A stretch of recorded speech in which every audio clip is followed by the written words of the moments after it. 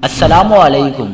P T I کے احتجاجی کارکنان کا اسلام آباد میں سندھ ہاؤس پر دھاوا، دروازہ توڑ کر اندر داخل، 2 ارکان قومی اسمبلی فہیم خان اور عطاء اللہ گرفتار۔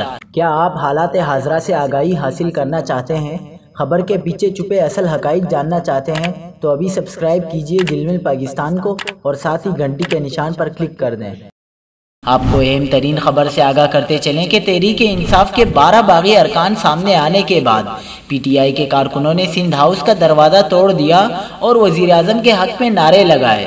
پی ٹی آئی کے کارکنوں نے سندھ ہاؤس پر دعویٰ بولتے ہوئے دروازہ توڑ دیا اور ہاؤس میں داخل ہو گئے۔ تحریک انصاف کے کارکنان نے سندھ ہاؤس کے اندر شدید احتجاج اور نعرے بازی کی۔ سندھ ہاؤس میں تعینات سندھ پولیس تحریک انصاف کے کارکنان کے سامنے بے بس نظر آئی۔ پولیس نے کارروائی کرتے ہوئے پی ٹی آئی کے متعدد کارکنان کو حراست میں لے لیا۔ لاہور میں بھی تحریک انصاف کے کارکنوں نے احتجاج کیا۔ پارٹی کارکنوں نے لوٹے اٹھا کر خاتون رکن قومی اسمبلی وجیہہ اکرم کے گھر کا گھیراؤ کیا۔ پشاور میں بھی تحریک انصاف کے کارکنوں نے ایم این اے نور عالم خان کے خلاف نعرے لگائے۔